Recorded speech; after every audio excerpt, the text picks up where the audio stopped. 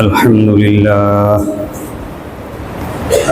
لله نحمده ونستعينه ونستغفره ونؤمن به ونتوكل عليه ونعوذ بالله من شرور أنفسنا ومن سيئات أعمالنا من يهده الله فلا مضل له ومن يضلل فلا هادي له ونشهد أن لا إله إلا الله وحده لا شريك له ونشهد أن سيدنا ومولانا محمدا عبده ورسوله الذي أرسله إلى الناس كافة بشيرا ونذيرا ودائعا إلى الله بإذنه وسراجا منيرا أما بعد فأعوذ بالله من الشيطان الرجيم بسم الله الرحمن الرحيم أهم يقسمون رحمة ربك نحن قسمنا بينهم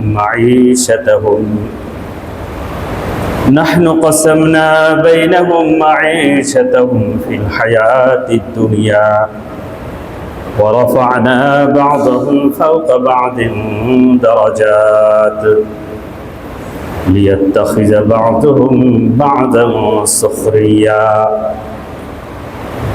ورحمة ربك خير مما يجمعون صدق الله مولانا العظيم وقال رسول الله صلى الله عليه وسلم أعطوا الأجير أجره قبل أن يجف عرقه رواه ابن ماجه أو كما قال عليه الصلاة والسلام عرج النبي على السماء بلغ العلا بكماله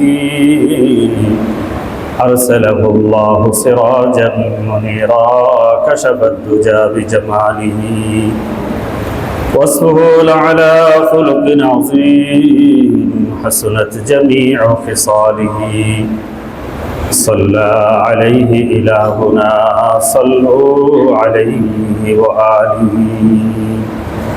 درشد اللهم صل على محمد وعلى آل محمد كما صليت على إبراهيم وعلى آل إبراهيم إنك حميد مجيد اللهم بارك على محمد وعلى آل محمد كما باركت على إبراهيم وعلى آل إبراهيم إنك حميد مجيد সম্মানিত মুসলিয়ান کرام ব্রাদার ইসলাম আরব থেকে যারা শুনছেন মা বোনেরা মহান রব্বে কায়নাতের দরবারে আমরা শুকরিয়া জানাই যিনি আমাদেরকে সুস্থ রেখেছেন সুন্দর পরিবেশে জুমার নামাজ আদায়ের উদ্দেশ্যে পবিত্র ঘর মসজিদে আল্লাহ এই মুহূর্তে আমাদেরকে উপস্থিত রেখেছে দিন থেকে পড়ি আলহামদুলিল্লাহ মুআজ্জাজ হাজিরিন کرام আজকে পহেলা মে বিশ্বব্যাপী জাতিসংঘের অধীনে প্রায় ৮০টা দেশের উপরে মে দিবস পালিত হয় মে দিবস মানে শ্রমিক দিবস শ্রমিকের অধিকারের দিবস আজকে জুমায় আমি ইচ্ছা ছিল যে হজ সম্পর্কে আলোচনা শুরু করব তো হঠাৎ মনে হলো এই কালকে দেখলাম যে ১ তারিখ তো হঠাৎ মনে হলো যে না আজকে যেহেতু মে দিবস বিশ্বব্যাপী এই দিবস ঘটা করে পালন হয় তো ইসলামে শ্রমিকের অধিকার শ্রমের মর্যাদা সম্পর্কে যে কথাগুলো আছে এগুলো আলোচনা হওয়া বেশি প্রাসঙ্গিক হবে সেজন্য আজকে আপনাদের সামনে যে আয়াত এবং হাদিস পড়েছি শ্রমের মর্যাদা এবং শ্রমিকের অধিকার সম্পর্কে ইনশাআল্লাহ আজকে আলোচনা করব আল্লাহ পাক রব্বুল আলামিন দেখেন আমরা ওই যে 1886 সনে শিকাগোতে আমেরিকায় এক শহরে জুতা কারখানার শ্রমিকরা যে আন্দোলন করেছিল সেই আন্দোলনের প্রেক্ষিতে মালিক পক্ষ এবং তাদের পেটুয়া বাহিনী পুলিশ কিছু শ্রমিককে সেখানে হত্যা করেছে। সেই যে শ্রমের জন্য, শ্রমের অধিকারের জন্য আন্দোলন, এই আন্দোলনটা বিশ্বব্যাপী এখন শ্রমিকের অধিকার দিবস হয়ে গেছে। তাদের দাবি কি ছিল? দাবি ছিল যে 8 ঘন্টা কাজ করাতে হবে। তারা অমানসিকভাবে তাদেরকে সাপ্তাহিক ছুটি দেয় না, 12 ঘন্টা 16 ঘন্টা কাজ করায়, 18 ঘন্টা কাজ করায়। এগুলোর প্রতিবাদে একটা ন্যাচারাল আন্দোলন ছিল। কিন্তু ইসলামে এর বহু আগেই শ্রমিকের অধিকার, শ্রমের অধিকার, প্রত্যেক মানুষের মর্যাদা, এই বিষয়গুলো আরও 1400 বছর আগে ইসলাম সুন্দরভাবে, সুবিন্যস্তভাবে এবং ন্যায্যভাবে ইসলাম দিয়ে গেছে। কিন্তু দুর্ভাগ্যজনক যে আমরা সেটা জানি না। আমাদের ধর্মে, আমাদের শিক্ষায় কি আছে সেটা আমরা আত্মস্থ করি না বলে ব্যক্তিগতভাবে, রাষ্ট্রীয়ভাবে আমরা অন্যের দ্বারস্থ হই। জন্য কবি বলছেন যে কব তক তু জিয়ে যায়েগা গৈরো কে সাহারে, আব তো জরা খোল কে দেখ আকে পারে। তুমি আর কতদিন অন্যের আশ্রয়ে আশ্রিত থাকবা? তোমার কোরআনে কি আছে তুমি সেটা একবার খুলে দেখো, যে তোমার শিক্ষা এবং তোমার মর্যাদা পৃথিবীর সমস্ত শিক্ষা ও মর্যাদার চেয়ে কত উজ্জ্বল, কত সমৃদ্ধ, কত শ্রেষ্ঠ। আল্লাহ পাক রব্বুল আলামিন কুরআনুল কারীমের যে আয়াত আপনাদের সামনে পড়েছি, সূরা যুখরুফের 32 নম্বর আয়াত, সেখানে বলেছেন আহুম ইয়াকসিমুনা রাহমাত রাব্বিক, তারা কি আপনার রবের করুণা তারা কি বন্টন করে? মক্কার লোকদের আপত্তি ছিল যে মুহাম্মদ গরীব, এতিম, ভবিষ্যৎ কেন হবে? আমাদের এই মক্কার অথবা পার্শ্ববর্তী তায়েফের বড় কোনো ধনী, কোনো এলিট, কোনো অভিজাত শ্রেণীর কেউ হইতো নবী, সেটা মানাইতো। সে অর্থনৈতিকভাবে দুর্বল, সে এতিম, তার বর্ষতা মানবো, তাকে নবী মানবো, এই যে এটা ছিল তাদের একটা আপত্তি। আল্লাহ পাক রব্বুল আলামিন তার কঠোর জবাব দিয়েছেন, নবুয়ত এটা আল্লাহর দান, সেটা কি তারা বন্টন করবে না আমি দিব? আমার নবুয়তের বন্টন নিয়ে তাদের আপত্তি, তাদের এত মাথা ব্যথা, তাদের এত কথা কেন? আহুম ইয়াকসিমুনা রাহমাত রাব্বিক, তারা কি আপনার প্রভুর অনুকম্পা এবং দয়া তারা কি বন্টন করে? নাহনু কাসামনা বাইনাহুম মাঈশাতাহুম ফিল হায়াতিদ দুনিয়া, এই পার্থিব জীবনে তাদের যে জীবন জীবিকার উপায় উপকরণ এটা তো আমি বন্টন করি। তারা যে অর্থনৈতিক গর্ব আজকে দেখায়, এই অর্থনৈতিক বন্টনটা কে করে? এটা তো আমিই করি। ইয়াবসুতুর রিজকা লিমান ইয়াশা ওয়া ইয়াকদির, আল্লাহ কাউকে সম্পদ বাড়ায় দেন, কাউকে কমায় দেন। আজকে যারা সম্পদশালী, আজকে যারা উত্তরে বসবাস করেন, তাদের পূর্ব 2-1 পুরুষ আগে দেখেন যে তারা কোথায় ছিল। তাদের শ্রম, গাম, মেহনতে হয়তো তাদের সন্তানেরা বা তারা আজকে ভালো অবস্থানে আছে। তো এই পরিবর্তন তো প্রতিনিয়ত আমি ঘটাই। আমার এই বন্টন ব্যবস্থা নিয়ে তাদের এত কথা আপত্তি কেন? তাদের এই জীবিকা নির্বাহের উপায় উপকরণ তো আমি বন্টন করে দিয়েছি। ওয়ারাফা'না বা'দাহুম ফাওকা বা'দিন দারাজাত লিয়াত্তাখিযা বা'দুহুম বা'দান সুখরিয়া, তবে আমি এই মানুষের মধ্যে ক্লাসিফিকেশন করেছি, কাউকে বড় এবং ছোট করেছি, উঁচু নিচু করেছি, যেন এক শ্রেণীর মানুষ আরেক শ্রেণীর মানুষকে কাজে লাগাতে পারে, কাজ নিতে পারে। কারণ একজনের পয়সা আছে, তার শ্রমের প্রয়োজন, আরেকজনের কাছে কায়িক শ্রম আছে, শক্তি আছে, তার অর্থের প্রয়োজন। এই উভয় প্রয়োজনের নির্ভরশীলতার মাধ্যমে আল্লাহ পাক রব্বুল আলামিন বলেন আমি এই পৃথিবীর নিজামকে পরিচালনা করি। যদি সবাইকে সমান করতাম তাহলে ছোট কাজগুলো কে করত? তাই না?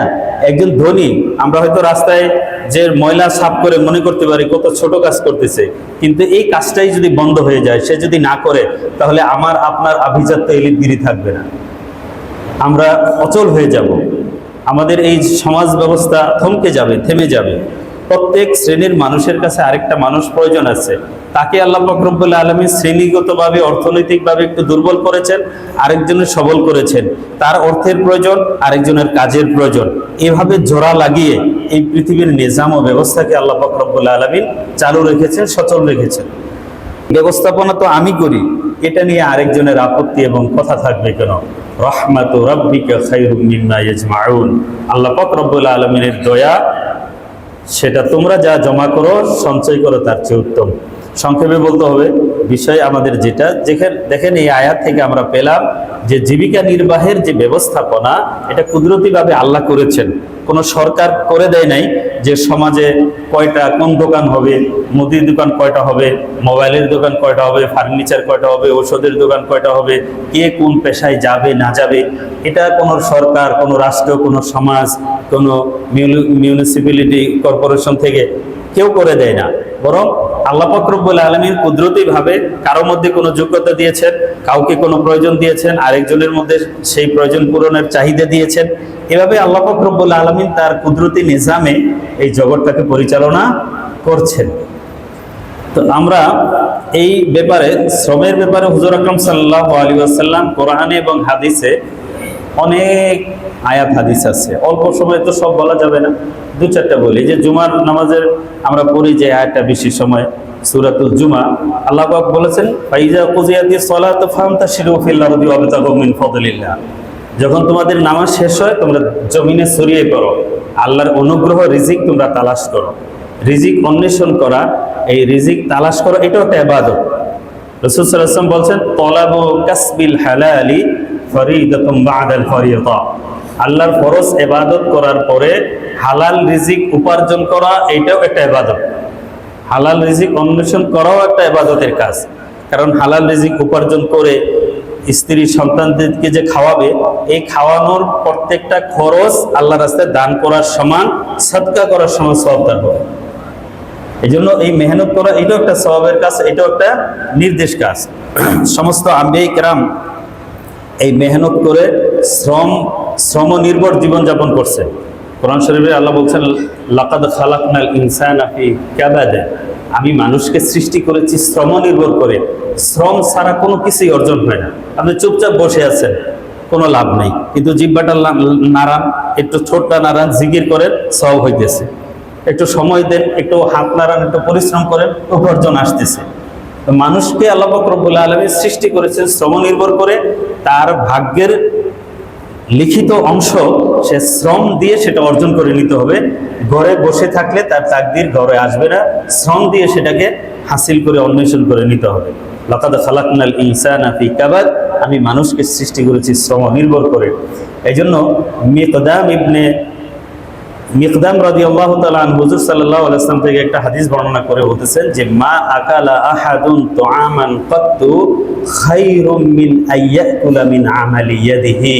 কোনো মানুষ তার হাতে পরিশ্রম করে যে খাবার খায়, এর চেয়ে শ্রেষ্ঠ খাবার আর কোনো নাই।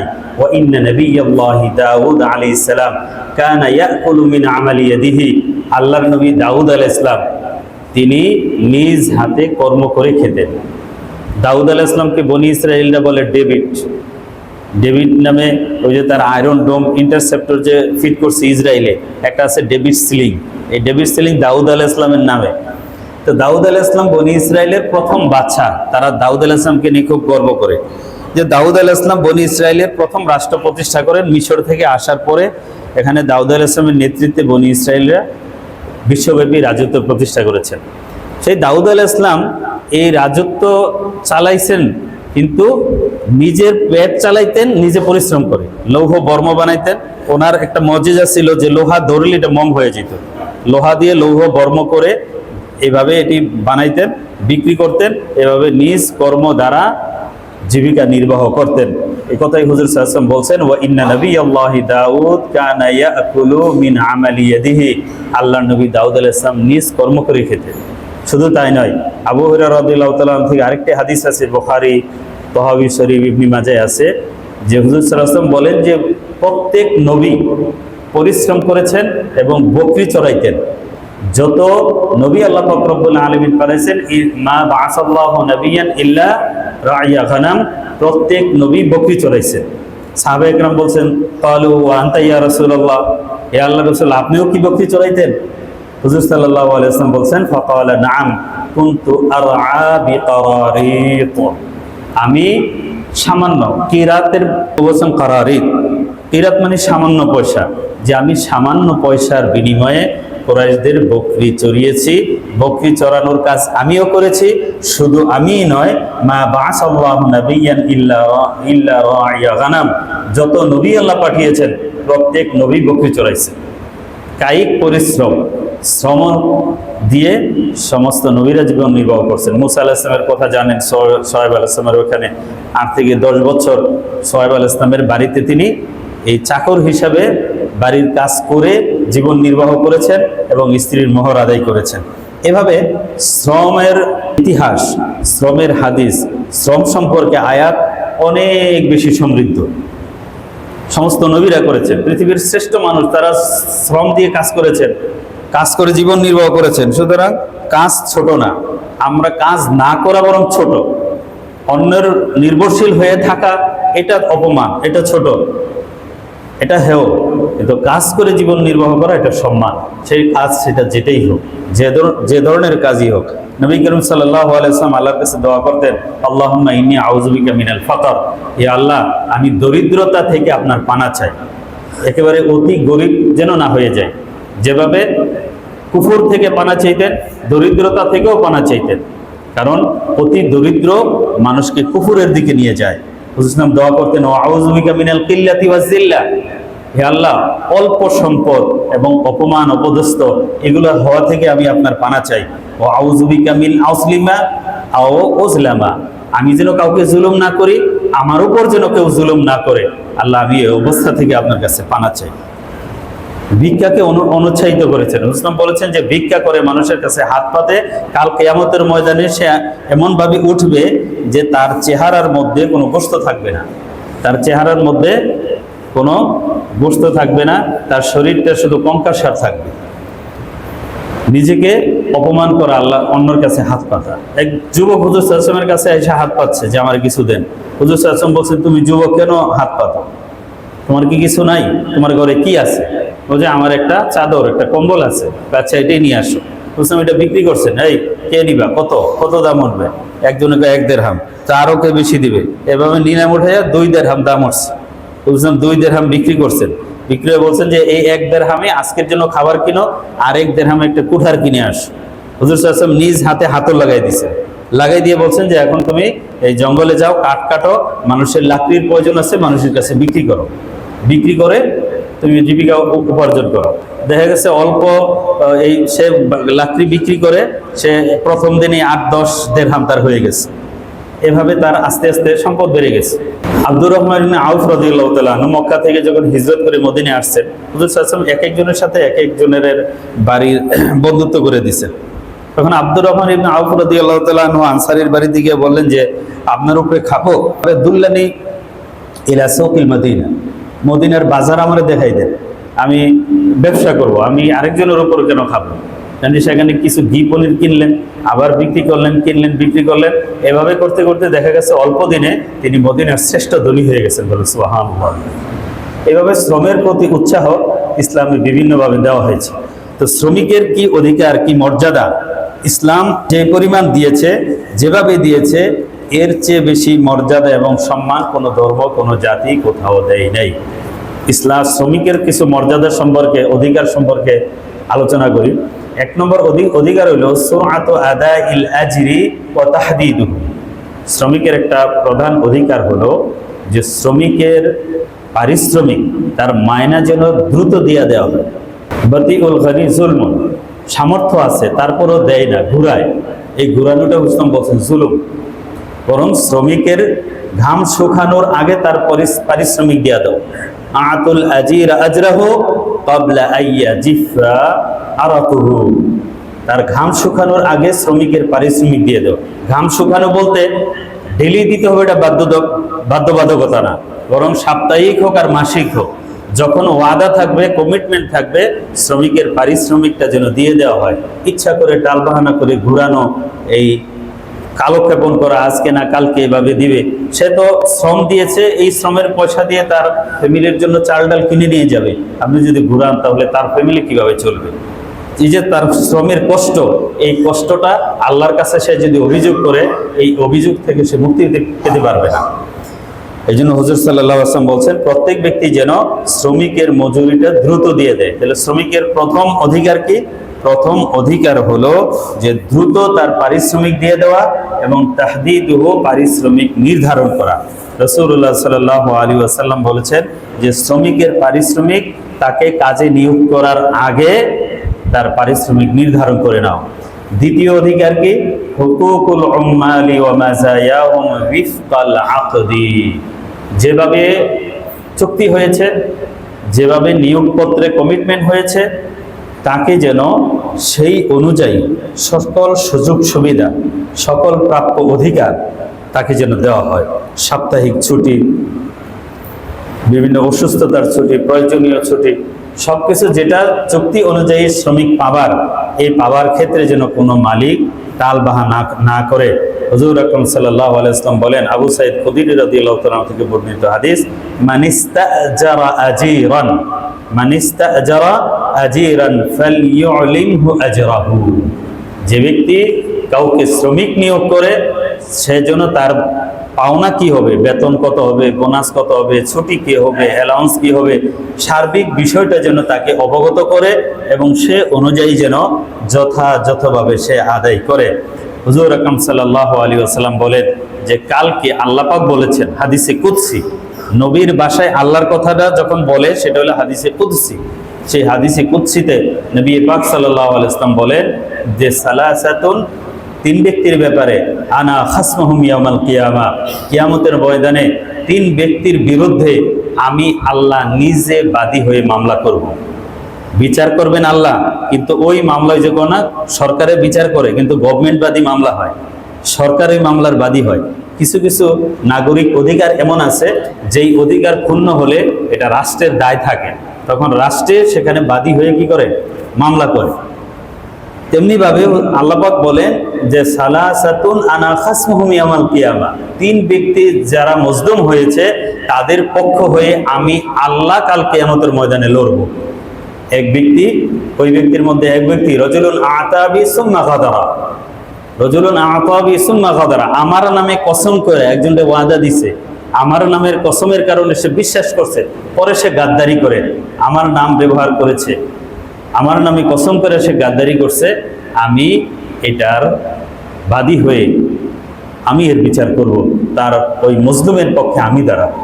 আর ব্যক্তি ওরাজুলুন বা'উরান ফাআকালা সামানাহু, কোন ব্যক্তি স্বাধীন ব্যক্তিকে ধরে নিয়ে বিক্রি করে তার পয়সা খাইছে। এগুলো আগে হইতো, মানুষকে বিক্রি করতো, বিনা কারণে ধরে নিয়ে বিনা পারিশ্রমিকে মানুষকে খাটায়।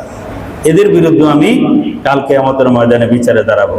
আর তৃতীয় যেটা আমাদের আলোচ্য বিষয়ের সাথে সংশ্লিষ্ট, রাসূলুল্লাহ সাল্লাল্লাহু আলাইহি ওয়াসাল্লাম বলেন ওয়ারাজুলুন ইস্তাজারা আজিরান ফাস্তাওফা মিনহু, ওই ব্যক্তি যে কাউকে চাকরিতে নিয়োগ করেছে, শ্রমিক নিয়োগ করেছে, তার থেকে শ্রম পারিশ্রমিক কাজ থেকে আদায় করে নিয়েছে, ওয়ালাম ইউতিহি আজরাহু, কিন্তু তার পারিশ্রমিক, তার বিনিময় তাকে শোধ করে নাই।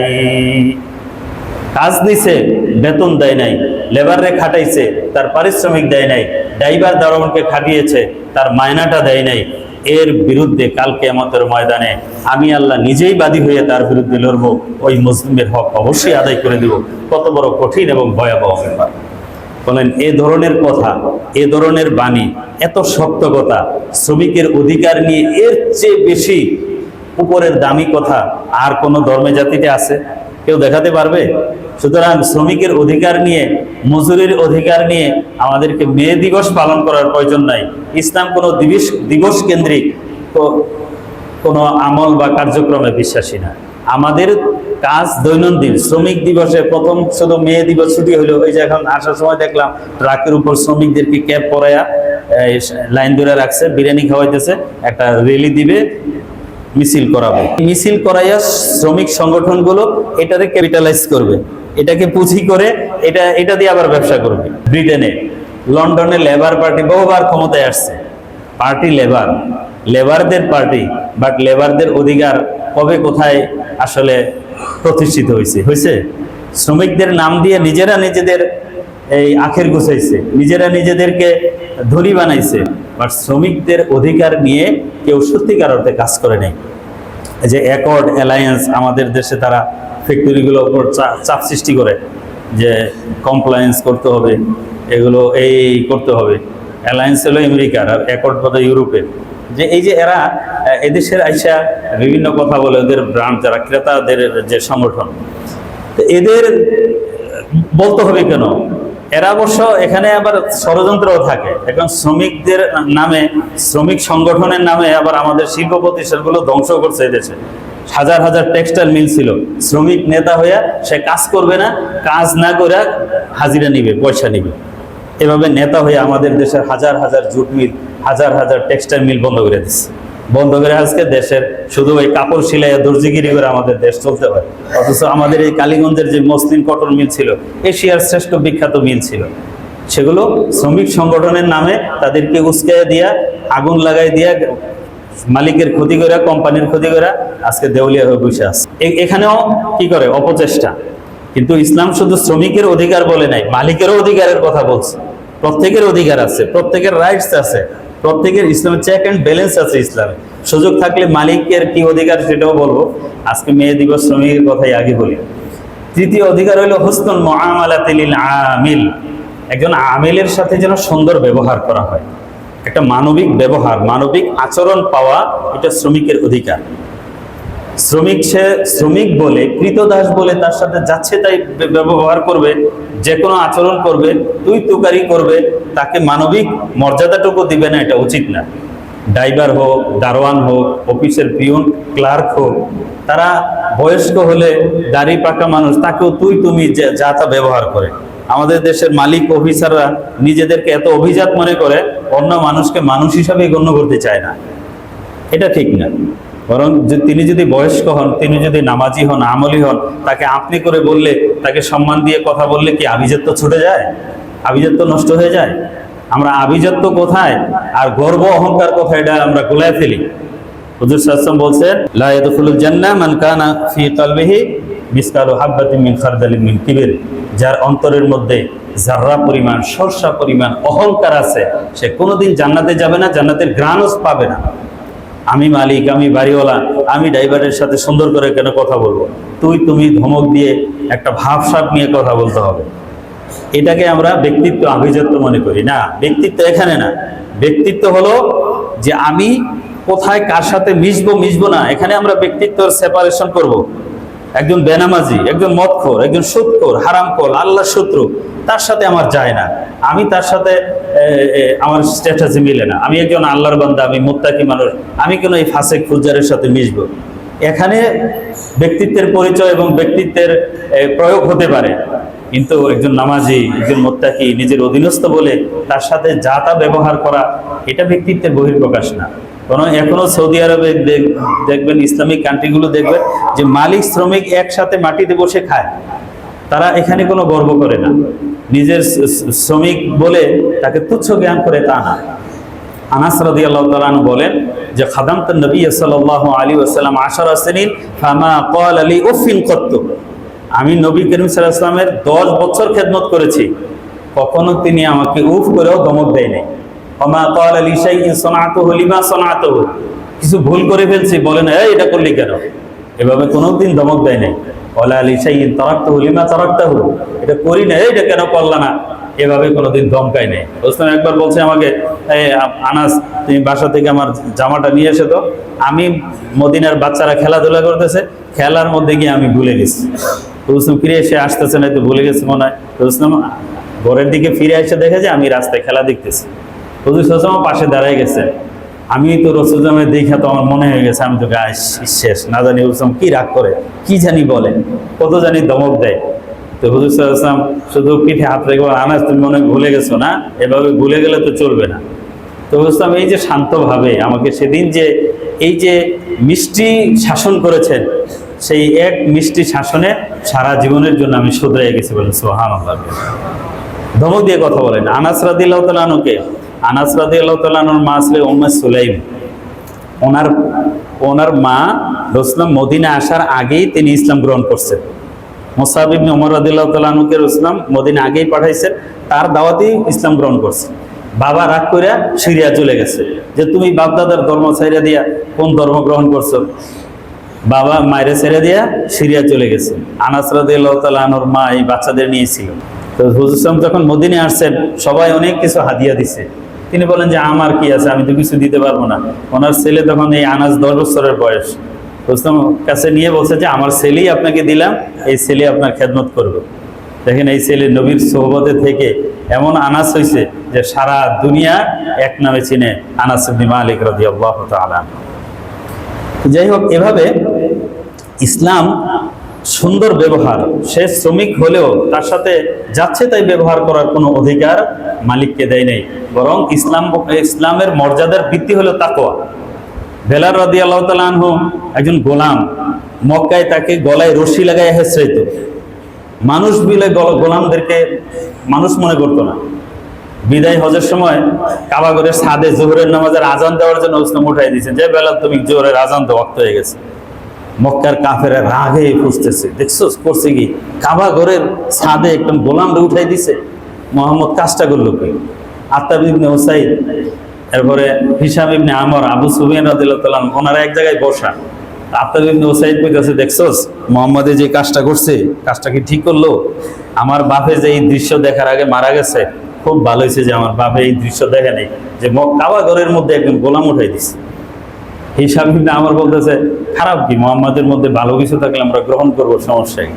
আবু সুফিয়ান বলতেছে, আমি কিছু বলবো না, আমি বললে এই দেয়ালে গিয়ে মুহাম্মদের বলে দিব যে আমি এই কথা বলছি, আমি কিছু কম। এর মধ্যে বুঝলাম এসে উপস্থিত, ভাই আপনি এটা বলছেন না, আপনি এটা বলছেন না, আপনি এটা বলছেন না।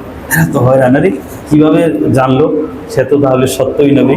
সাথে সাথে সবাই ঈমান কবুল করে মুসলমান হয়ে গেল। সুবহানাল্লাহ। আবু সুফিয়ান রাদিয়াল্লাহু তাআলা আগের রাতে ঈমান কবুল করছিলেন। যাই হোক, দেখেন ওই সময় আয়াত নাজিল হয়েছে, ইন্না আকরামাকুম ইনদাল্লাহি আতকাকুম, তোমাদের মধ্যে সেই সম্মানিত যে কি তাকওয়া এবং পরহেজগারিতে বেশি এবং সম্মানিত। কোনো সম্মান কিসে নাই? বংশে নাই। লা ফাদলা লি আরাবিন আলা আজামিন ওয়ালা আজামিন আলা আরাবিন ইল্লা বিত্তাকওয়া। কোন আরবের উপর আজমের, আজমের উপর আরবের, সাদার উপর কালো, কালোর উপর সাদার কোনো শ্রেষ্ঠত্ব নেই। আমি সাদা বলে আমি শ্রেষ্ঠ, সে কালো বলে সে অধম, ইসলাম সেই শিক্ষা দেয় না। তুমি আরব বলে তুমি শ্রেষ্ঠ, সে অনারব বলে সে নিচু, ইসলাম সেই শিক্ষা দেয় না। ইসলাম বলে হোক সে বেলাল, হোক সে সোহাইব, হোক সে খাব্বাব, যতই নিচু কৃতদাস হোক না কেন, তারা ইসলাম কবুল করলে, তাকওয়া অর্জন করলে সে তোমার আগে যাবে, তোমার আরব এবং তোমার অভিজাত্য তোমাকে আগে নিতে পারবে না। ইসলাম এই শিক্ষা দিয়েছে। এজন্য আবু যর গিফারি রাদিয়াল্লাহু তাআলা আনহু থেকে বর্ণিত একটা হাদিস। আবু যর গিফারি রাদিয়াল্লাহু তাআলা আনহু একটু আলাদা বৈশিষ্ট্যের ছিলেন সাহাবীদের মধ্যে। হুজুর সাল্লাল্লাহু আলাইহি ওয়াসাল্লামের খাদেম ছিলেন তিনিও। আবু যর গিফারি রাদিয়াল্লাহু তাআলা আনহুর মাযহাব ছিল কোনো সম্পদ জমা করা যাবে না। সম্পদ এটা বিলাই দিতে হবে, আজকেরটা আজকে খাওয়ার পরে যা আছে বিলাই দিতে হবে, কালকে কি হবে এটা পরের বিষয়। এটা ছিল ওনার মাযহাব। তো মুসলমানরাও ওসমান রাদিয়াল্লাহু তাআলা আনহুর আগে সম্পদ জমা করতো না। ওসমান রাদিয়াল্লাহু তাআলা আনহুর জামানায় মানুষের, মুসলমানদের সম্পদ বাড়ছে, সম্পদ জমা করার বিষয় আসছে। তো উনি সম্পদ কেউ জমা করলে উনি বয়স্ক মানুষ, লাঠি দিয়ে তার মার দিত, লাঠি দিয়ে পিটাইত। তো পিটানো সবাই, উনি মুরব্বী মানুষ, রসুলের খাদেম, মারলে কি করবে? তো ওসমান রাদিয়াল্লাহু কাছে যে ওনাকে নামে বলছে যে উনি তো এরকম করে, সবারে ধরে মারে, সম্পদ জমা করলে শুনলো এই যে সম্পদ জমা করছে, এটা পিটাই তো আর বলতো কাইয়ুম মিনান নার, এটাই তোমাদের জাহান্নামের কি হবে, জাহান্নামে তোমাদের এই সম্পদ জমা করে তোমাদেরকে দাগ দেওয়া হবে, জাহান্নামে জ্বলবে সম্পদ জমা করলে। এটা ওনার শাসন ছিল। তখন উনি বললেন, পরামর্শ দিলেন, আপনি সিরিয়ায় চলে যান, সিরিয়ায় যেয়ে ওখানে থাকবেন। তো উনি সিরিয়ায় চলে গেছেন, আমিরের খলিফার হুকুম। ওখানে যে উনি এরকম যে যদি শোনে যে কারো সম্পদ জমা করে, এরে ধরে দিয়ে মার দিত। এটা ছিল ওনার শাসন। তো রসুলের বয়স্ক মুরব্বী মানুষ, হুজুর সাল্লাল্লাহু আলাইহি ওয়াসাল্লামের সোহবত ইয়াফতা সাহাবী, ঘনিষ্ঠ সাহাবী, সবাই কিছু বলতো না। তো ওইখানেও সিরিয়ার ওই সময় গভর্নর মুআবিয়া রাদিয়াল্লাহু তাআলা, মুআবিয়া ইবনে আবি সুফিয়ান রাদিয়াল্লাহু তাআলার কাছে ওইখানে সিরিয়ার মানুষকে অভিযোগ করছে যে উনি তো সবারে ধরে মারে, সবারে শাসন করে, কারণ আমরা কিছু বলতেও পারি না, এখন কি করা। তো উনিও সাহস করে নেয় যে হুজুর সাল্লাল্লাহু আলাইহি ওয়াসাল্লামের খাদেম, মুরব্বী মানুষ, ওনারে কি বলবে, খলিফা, উনি ধমক দিতে পারতো, আপনি এগুলো করবেন না, সাবধান। উনি এটাও বলার সাহস পায় নাই। যে ওনারে কিভাবে আমরা বলি। তা মদিনায় চিঠি লিখছে ওসমান রাদিয়াল্লাহু তাআলার কাছে যে আপনি পাঠাইছেন, উনি তো এখানে এসে মানুষকে এরকম পিটায়, মানে এটা কি করা। উনি আবার চিঠি লিখছেন যে আপনি মদিনায় চলে আসছেন, মদিনায় ফেরত আসেন। উনি আবার মদিনায় চলে আসছেন। তো ওনাকে এই রাবাসা নামক একটা জায়গা আছে, মদিনা এয়ারপোর্টটা যেদিকে, মদিনার উত্তর পূর্ব দিকে এয়ারপোর্টটা বর্তমানে যেদিকে, এদিকে রাবাসা নামক একটা জায়গা আছে। রাবাসা নামক দুইটা জায়গা, একটা আছে এই ইরাকের দিকে যেতে একটা জায়গা, আর একটা ওই আগে এই পথে মক্কা যাওয়া হইতো এই রাস্তায় রাবাসা নামক জায়গায়। তো ওইখানে ওনারে পরে বাসস্থান করে দিচ্ছেন, ওখানে থাকতেন। ওনার সম্পর্কে আরেকটু বলি, তো উনি তো ওইখানে আলাদাই জীবনযাপন করছেন। হুজুর সাল্লাল্লাহু আলাইহি ওয়াসাল্লামের ভবিষ্যৎবাণী ছিল যে তুমি আলাদা জীবনযাপন করবে এবং আলাদা বিচ্ছিন্ন স্থানে তোমার মৃত্যু হবে। তো ওনার মৃত্যুর আগে অসুস্থ অবস্থা, ওনার স্ত্রী পেরেশান যে এখানে যদি মারা যায় কে ওনার মৃত্যুর খবর দিবে, গোসল করবে, করাইবে কে, জানাজা পড়াবে কে, পেরেশান। তিনি বলতেছেন যে তুমি কেন এত চিন্তা করতেছো, পেরেশান হইতেছো কেন? আমি যার গোলাম, আমার ব্যবস্থা তারই দায়িত্ব সেই করবে। দেখা গেলো ঠিকই একটা বড় ওনার ইন্তেকাল হয়েছে, একদল সাদা পোশাকধারী, একদল বিরাট জামাত কর্তৃক আসছে, আইসা সবাই গোসল করাইছে, কাপন দিছে, কবর করছে, জানাজা হয়েছে, দাপন দিয়া ওই অপরিচিত জামাতটাই ওনার মৃত্যুর পরে সব কার্য সমাধান করে চলে গেছে। সুবহানাল্লাহ। তো ওনার সম্পর্কে এই হাদিসটা ওনার থেকে বর্ণিত, এই জন্য ওনার সম্পর্কে একটু বললাম। ঘটনা হলো যে মারুর ইবনে সুয়াইদ, মারুর ইবনে সুয়াইদ একজন তাবী, ওনার ছাত্র। উনি বলেন যে এই রাবাসা নামক স্থানে আবু যর গিফারী রাদিয়াল্লাহু তাআলার সাথে আমার সাক্ষাৎ। ওই সময় আমি আবু যর গিফারী রাদিয়াল্লাহু তাআলা আনহুর গায়ে দেখলাম যে একটা খুব দামি পোশাক, ওনার গোলামের গায়েও এরকম দামি পোশাক। তো ওনার গায়ে একটা দামি, উপরেরটা দামি, নিচেরটা একটু কম দামি, এটা মিলতেছে না এরকম আর কি। তখন উনি বললেন যে আপনি এটা তো পরিবর্তন করে নিতে পারেন, গোলামের একটু নর্মালটা দিয়ে আপনি ওইটা নিলে আপনার উপর নিচ মিল হইলো, জামা এবং পায়জামা মিললো, ও গোলামের একটু নর্মালটা হইলো, এটা তো করতে পারেন, এরকম করেন না কেন? তখন তিনি বললেন, আমি একবার করছিলাম কি যে বেলাল রাদিয়াল্লাহু তাআলা, বুখারী শরীফে ঘটনাটা আছে কিন্তু বুখারী শরীফে সাহাবীর নাম উল্লেখ করে নেই, অন্য জায়গায় উল্লেখ আছে যে বেলাল রাদিয়াল্লাহু তাআলা আনহুকে উনি একবার গালি দিছিলেন। গালিটা কি? ইয়া ইবনে সাউদা, ইয়া সাউদা, ইবনে সাউদা মানে কালো মহিলার ছেলে। বেলাল রাদিয়াল্লাহু তাআলা হাবশি কালো, ওনার মা তো কালোই। এটা বাংলায় গালি দিলে বাংলা গালি হবে যে কাল্যাণীর ছেলে, ওই কাল্যাণীর পোলা, এরকম একটা গালি আর কি আরবি ভাষায় বাংলা দিলে। তো এই গালি দেওয়ার পরে হুজুর ইসলাম শুনছে, হুজুর ইসলামের কাছে ঘটনা গেছে। তো আবু যর তুমি কি এরকম গালি দিছো? তো হুজুর মানে উনি চুপ, হতভম্ব যে গালি তো দিচ্ছে, কি বলবে? হুজুর সাল্লাল্লাহু আলাইহি ওয়াসাল্লাম রাগ করলেন। হুজুর ইসলাম বলেন ইন্নাকা ইমরুন ফিকা জাহিলিয়া, তো তুমি তো এমন ব্যক্তি, তোমার ভিতরে তো জাহিলিয়তের স্বভাবটা এখনো যায় নাই, সেই মূর্খতার যুগের বর্বরতার বৈশিষ্ট্য তোমার মধ্যে রয়ে গেছে। ধমক দিলেন। তা গালি দেওয়ার পরে হুজুর সাল্লাল্লাহু আলাইহি ওয়াসাল্লাম ধমকও দিচ্ছেন, এই গালির জবাব শাসনও করছেন। এবং একটা হাদিস হুজুর সাল্লাল্লাহু আলাইহি ওয়াসাল্লাম আমাকে বলছেন, ওই মারুর ইবনে সুয়াইদ যখন বলছেন যে আপনার জামাটা এইভাবে পরলে তো ভালো হয়, গোলামটা নরমাল দিতে হয়, তখন উনি বললেন যে হুজুর আমি এই গালি দেওয়ার পরে হুজুর সাল্লাল্লাহু আলাইহি ওয়াসাল্লাম আমাকে তো ধমক দিয়েছে, শাসন করছে, আমি ক্ষমা চাইছি। ওই সময় হুজুর সাল্লাল্লাহু আলাইহি ওয়াসাল্লাম বলছেন ইখওয়ানুকুম খাউলুকুম, ইখওয়ানুকুম খাউলুকুম জাআলাহুমুল্লাহু তাহতা আইদিকুম, দেখো যারা তোমাদের গোলাম তারা তোমাদের ভাই। খাউলুন মানে কৃতদাস, তোমাদের ভাই তোমাদের কৃতদাস। ইখওয়ান আগে ভাই বলছেন হুজুর ইসলাম বলতে পারতেন খাউলুকুম ইখওয়ানুকুম, কৃতদাসেরা তোমাদের ভাই, এটা বলেন নাই, আগে ভাই বলছেন যে তোমাদের এই ভাইয়েরা তোমাদের ভাগ্যক্রমে পরিস্থিতির কারণে তোমাদের অধীন আজকে।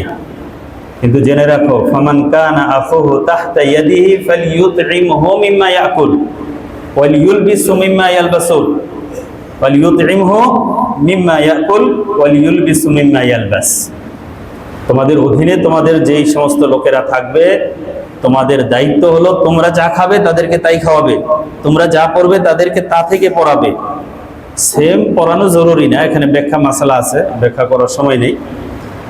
হুজুর সাল্লাল্লাহু আলাইহি ওয়াসাল্লাম আমাকে এই নির্দেশ দিয়েছেন এবং বলেছেন ওয়ালা তুকাল্লিফুহুম মা ইয়াগলিবুহুম, তাদেরকে এমন কোনো কাজের বোঝা চাপিয়ে দিবে না যেটা তাদের সাধ্যের বাইরে। সাধ্যের বাইরে বোঝা তাদেরকে চাপিয়ে দিবা না।